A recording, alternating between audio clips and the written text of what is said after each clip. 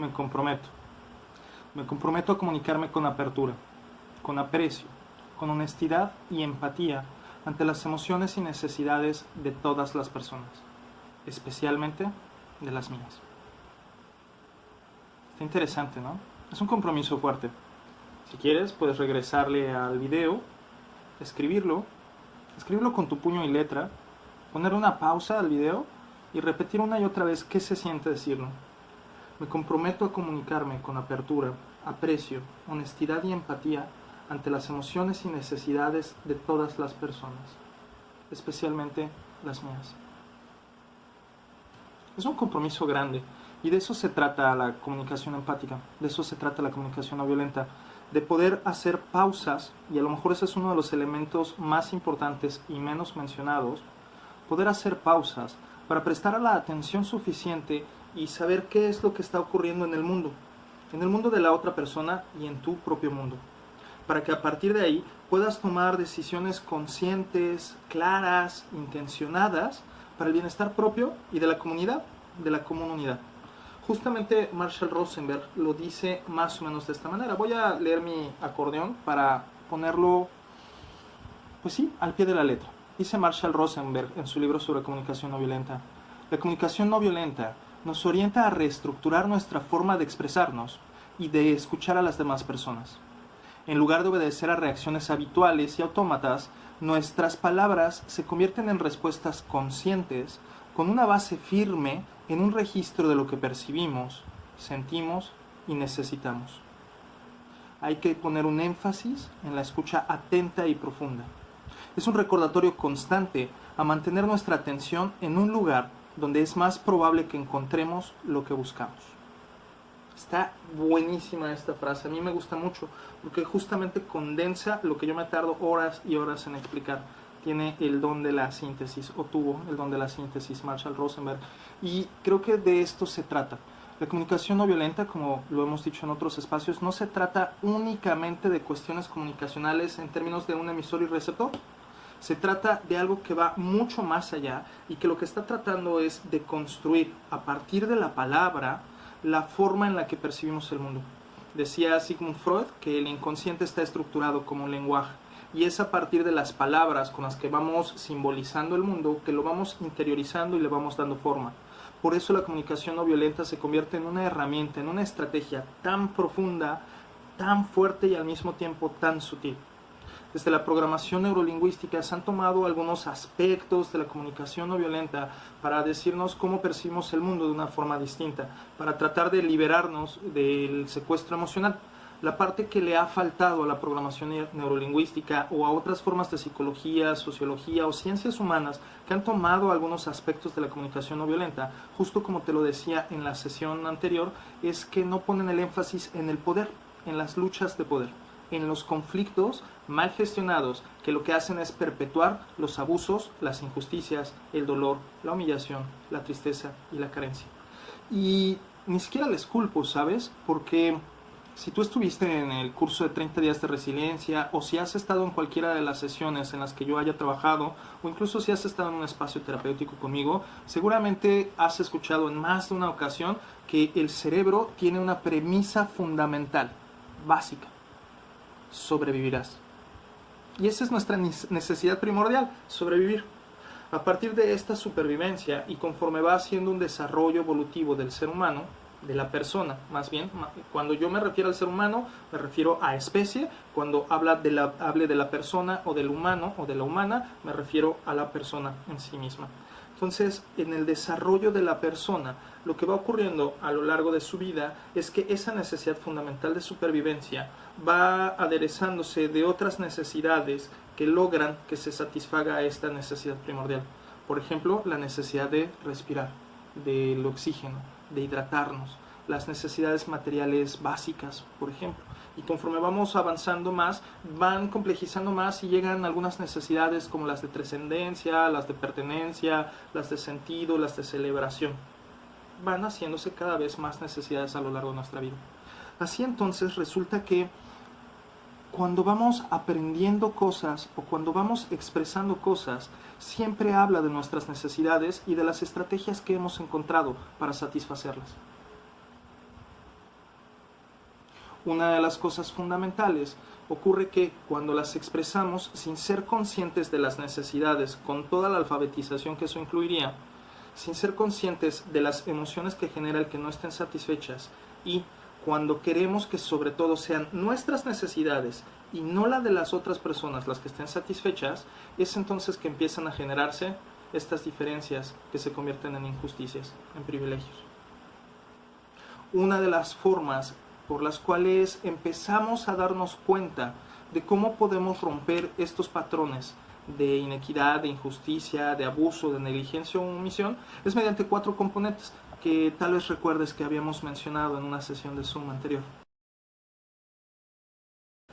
Estos 4 componentes son de manera muy concreta. 1, hacer observaciones. Pero observaciones, ¿cómo decirlo? Lo más objetivas posibles, sin que sean con adjetivos, sin que impliquen leer la mente, sin que impliquen inferir que la otra persona tiene intenciones malévolas o que por el contrario yo tengo la verdad absoluta y voy a ser el salvador o la salvadora, y poder hacer la descripción de los hechos lo más objetivo posibles. 2, la expresión de las emociones. Las emociones, además, que son mucho más de 100 emociones las que la ciencia ha dicho que son específicamente como tales y no las que confundimos a veces. Por ejemplo, juzgado, yo me siento juzgado. Juzgado no es una emoción. Juzgado es una interpretación cognitiva que yo hago de la intención de la otra persona con respecto a una conducta que yo percibí. Esa conducta generalmente puede ser un uso de la palabra.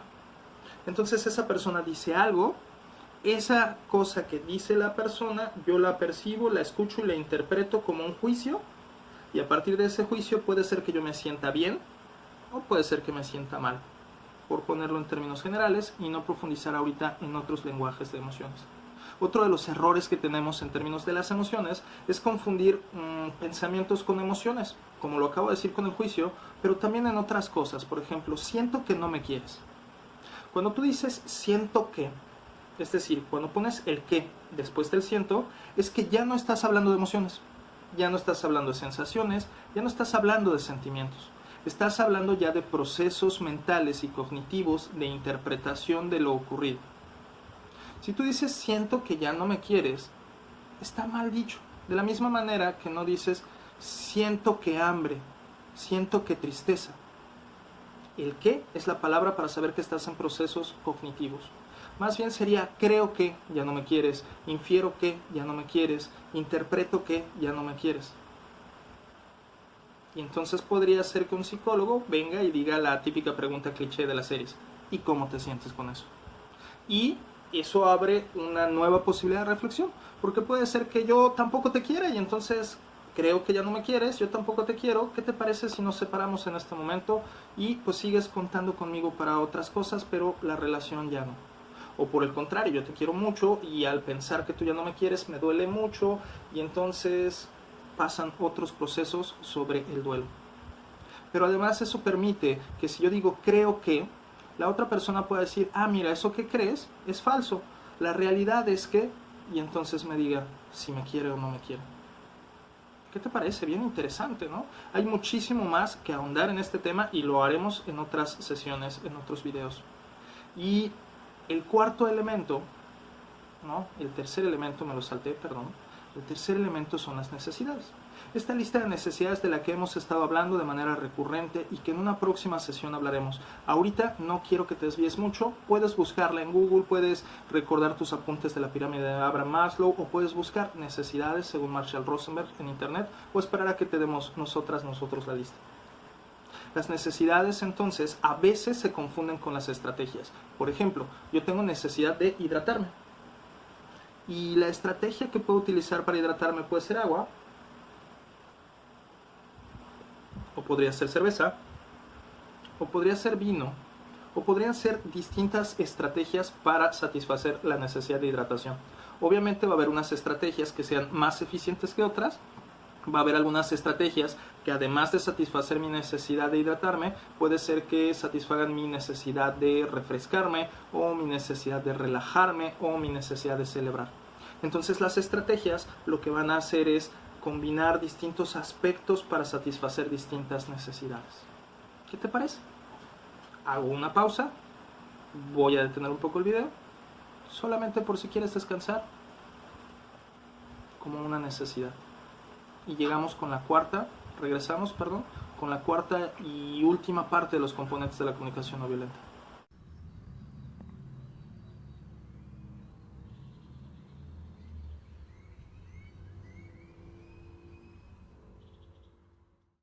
Repetición clara, concreta y específica. De manera tal que este compromiso que adquirimos de escuchar de manera más empática, honesta las emociones, necesidades y lo que ocurre en el mundo de todas las personas, lo que hace es tratar de identificar algo de manera lo más objetiva posible, describirlo, definir cuál es la emoción que está ahí presente, cuál cree que es la necesidad que está de fondo y cuál sería la petición concreta a partir de una o varias estrategias posibles para entonces poder definir cuál es la estrategia que más nos conviene a las dos personas.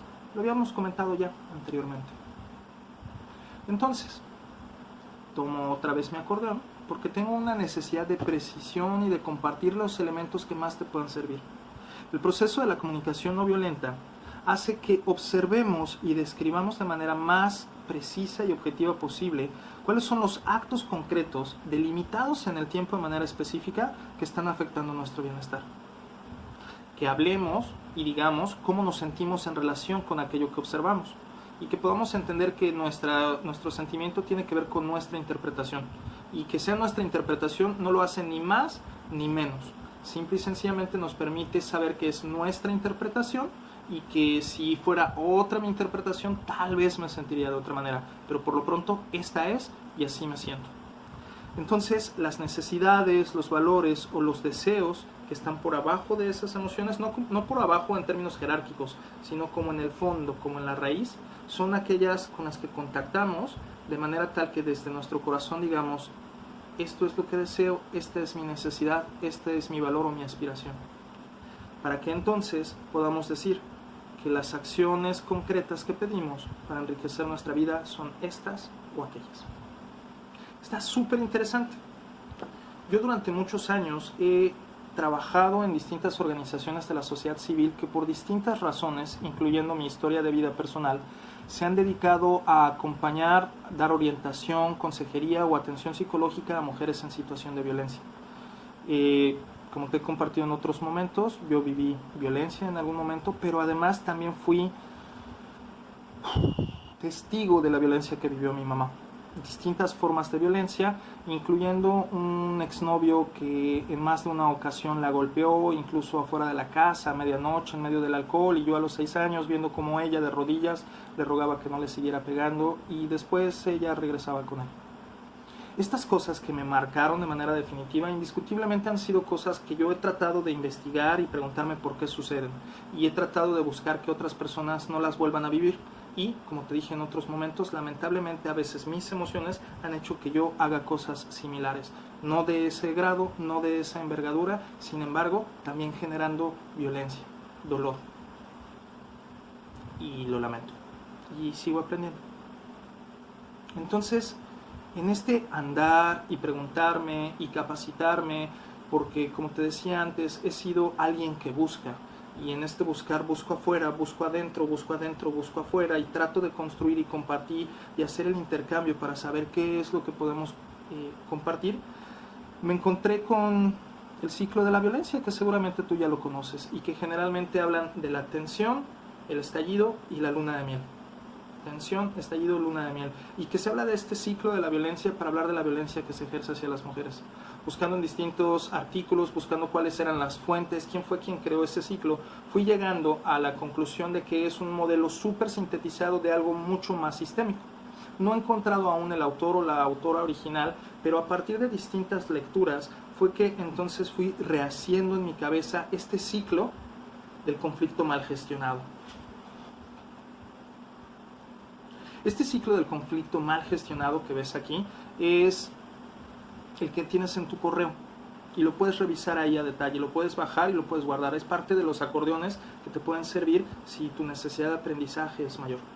Y con este voy a acabar la sesión del día de hoy porque ya tenemos un montón de información para empezar a trabajar, muchísimo. Si te fijas, hasta arriba estamos hablando de que hay necesidades independientes. Es decir, yo tengo unas necesidades, tú tienes otras. Voy a hablar ahorita solamente de casos de adultos, entre adulto a adulto, entre adulta a adulta, entre adulta a adulto, como sea necesario, como sea la combinación. Pero voy a hablar solamente de personas adultas porque en otros momentos hablaremos sobre qué pasa con la niñez.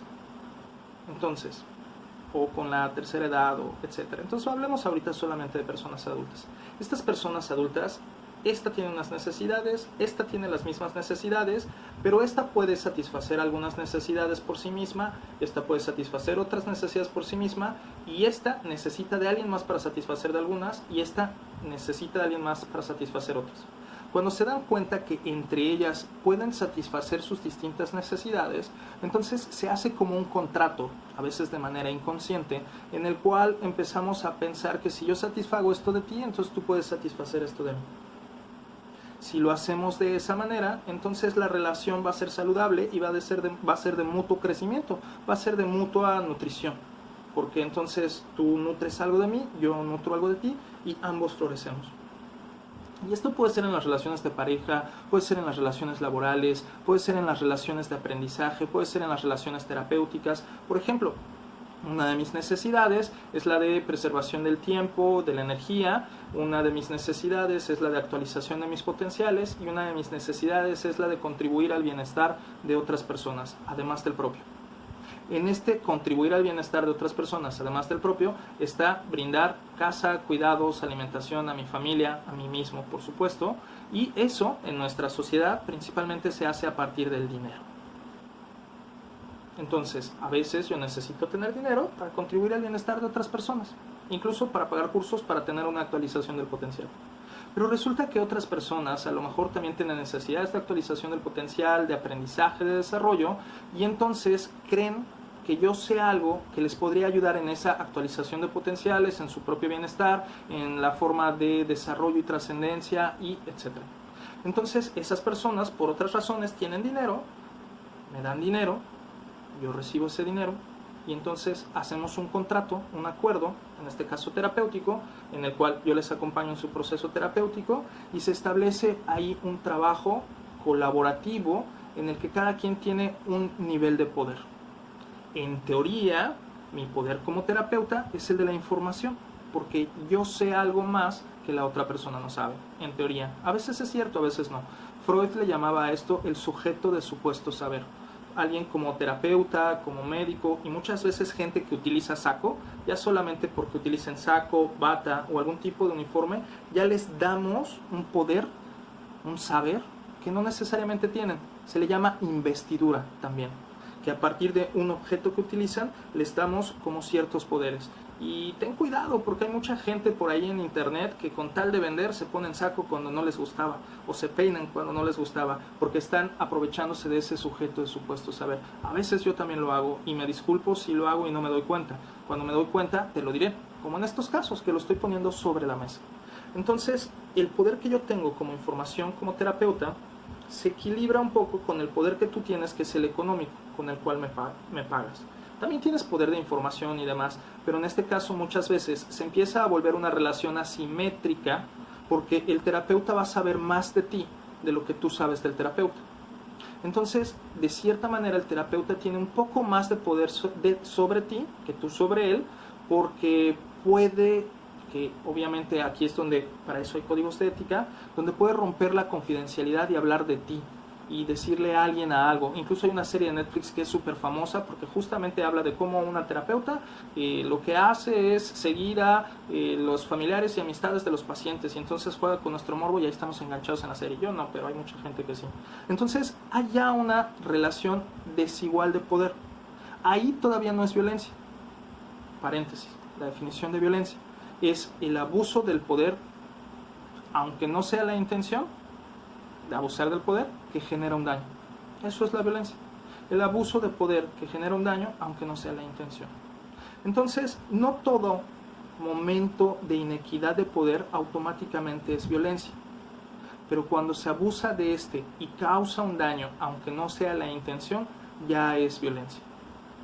¿Te fijas? Entonces, había necesidades de un lado, había necesidades del otro, hubo un contrato como para que empecemos a tener una cierta dependencia e intercambiemos cosas, empieza a haber una interacción a partir de distintos ejes de poder, hay una asimetría de poder, y mientras nadie abuse de esta asimetría, la relación puede ser prolífica y entonces vas a estar en tu proceso terapéutico durante meses, años, décadas, dependiendo de qué sea lo que estés trabajando, y en ningún momento hay algún tipo de abuso y ¡tarán!, todo es maravilloso.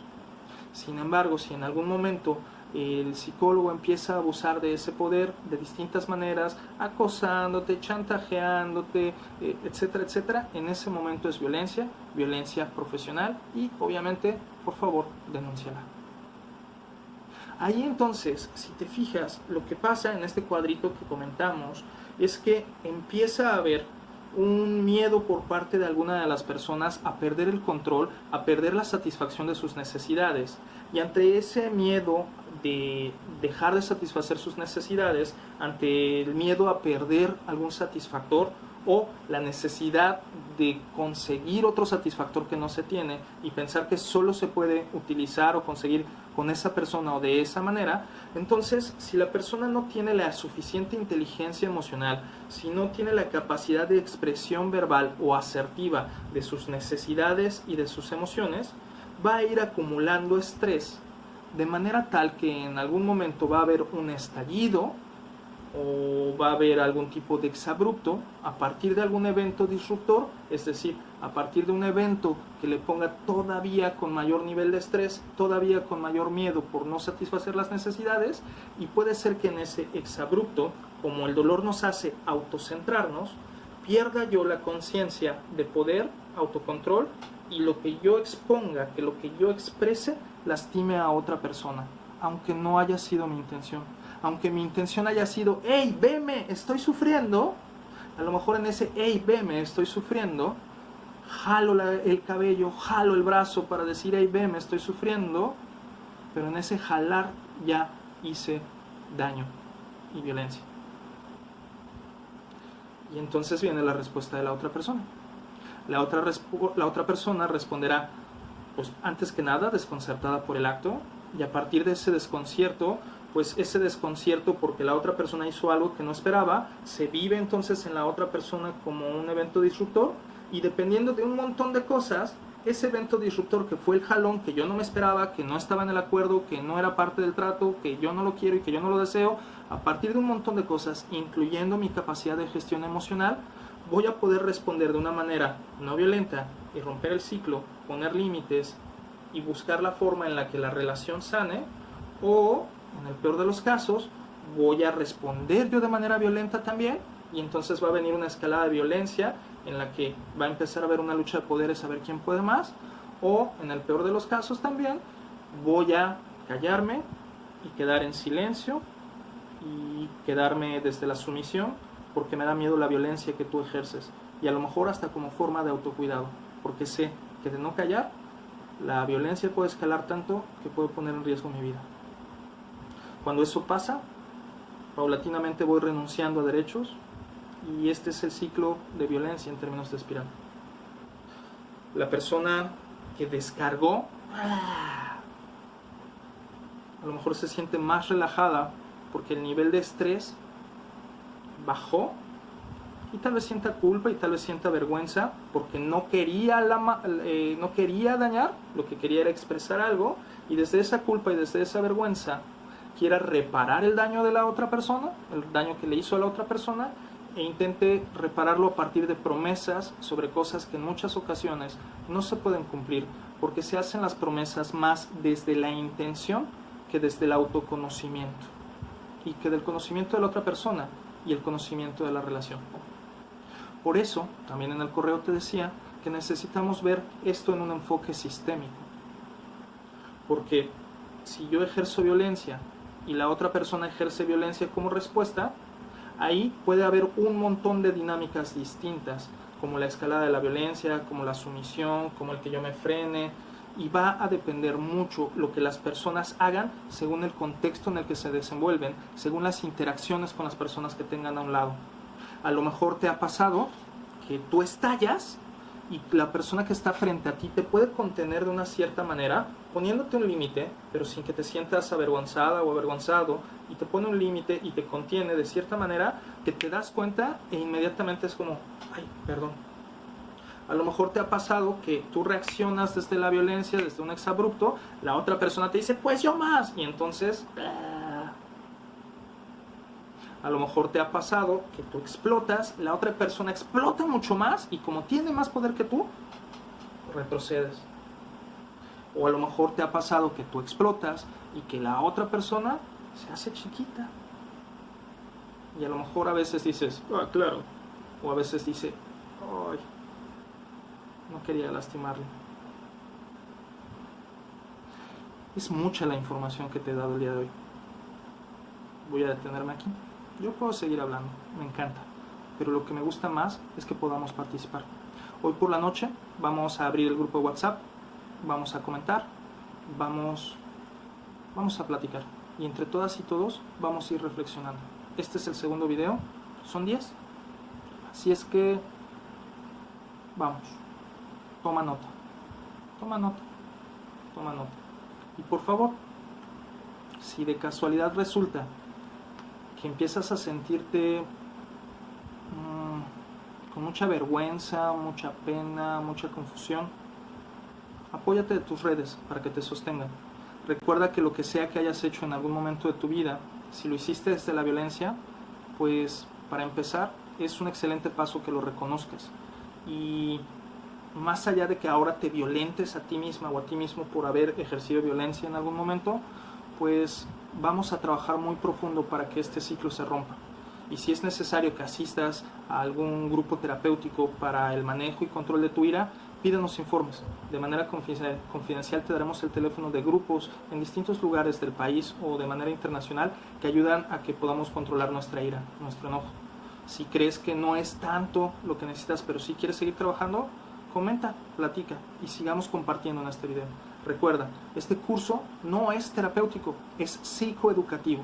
Es decir, estamos acompañándote a que puedas identificar aspectos de tu educación, de tu cultura, de tu neurofisiología, de la forma en la que te relacionas, de los sistemas en los que te desenvuelves, de la forma en la que tu mente, tu psique tiene de interpretar, percibir y relacionarse con el mundo para que puedas hacer los cambios que tú así decidas. Y ahí donde ya no puedas más de manera autónoma, pide apoyo. A veces las redes, nuestras amistades, nuestros amores son suficientes, pero muchas otras necesitamos apoyo de redes profesionales, de personas profesionales que se especializan en los temas. Por favor, pide apoyo si es que así lo necesitas. Y en este momento también, por favor, no persigas a nadie más porque si él hace, porque si ella hace, porque mira, deberías de ver tú esto. Recuerda, el compromiso es empezar contigo misma, contigo mismo, con esta bonita frase. Me comprometo a comunicarme con apertura, con aprecio, honestidad y empatía ante las emociones y necesidades de todas las personas, especialmente las mías. Y si necesitas un apapacho, aquí estamos como comunidad para dártelo y aprender de todo aquello que hemos vivido. Gracias.